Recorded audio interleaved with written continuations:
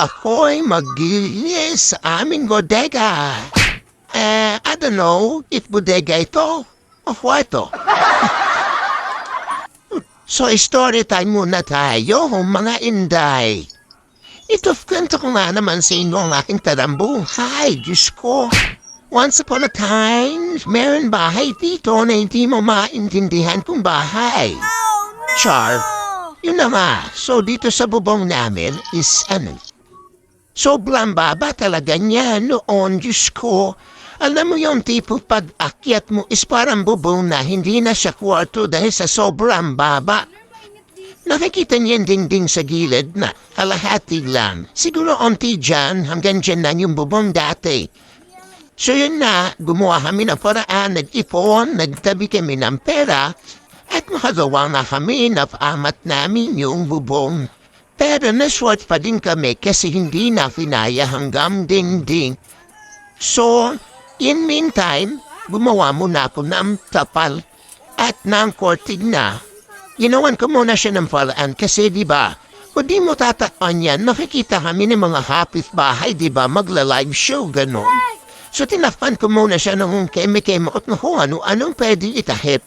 Subali yun na nga, nagtago ng gulo yung mga gamit namin at hindi na talaga maintindihan kung mga gamit ba namin to o mga basura. So habang naglilinis nga ako, actually hindi ko talaga alam kung paano ko ito lilinisin kasi sobrang gulo niya talaga. Hindi mo alam kung saan mo siya ilalagay na parte kasi halos wala talaga kaming dingding. Sabi ko, paano ko ito aayusin? Hindi ko na maintindihan. So nagpatulong ako sa papa ko na tanggalin tong ibang mga ahoy na nakaharang. Sus, buti na lang talaga, diba? Natulungan pa ako ni papa. So yun naman, pati ako tumulong na yun sa pagpok na yan kasi diba, ano naman. Siyempre wala naman akong ginagawa. So gumandalam din natin siya sa pagpokpok. Ayun nga, diba kitang-kita niyo naman, diba, klaro, wala kaming digdig. So sa kabila niyan is yun nga yung kapatid ng papa ko. So hindi yan buong taas sa akin. Bale sa kapatid pa yan ng papa ko.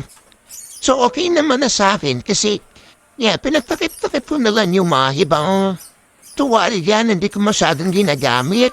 Yun muna pinalalagay ko para naman hindi masyadong kita yung namin, diba, kwarto namin. So, ginawa ko na lang talaga siya ng paraan. Bahala na, basta mailigtit ko nung siya ng maayos. Kasi for the iPhone pa lang ulit kami ng pera para naman sa pandingding.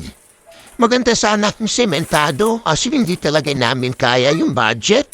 Kasi sobrang mahal talaga ng mga gamit yun sa ang semento. Siyempre, kinahapan na ng buos yan bago makabuo tayo ng dingding, diba, ng pader. So, wala tayong magagawa sa pordahaho muna tayo.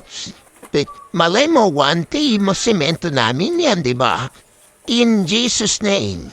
So, to be continue ko na lang yung susunod ko na paggawa dito sa bahay, ha. Subaybayan nyo na lang kung ano na mangyayari sa pag-ayos ko dito. Kahit naman ako, hindi ko talaga maintindihan kung paano ko ayusin, di ba? So, watch nyo na lang ang part 2. Bye-bye!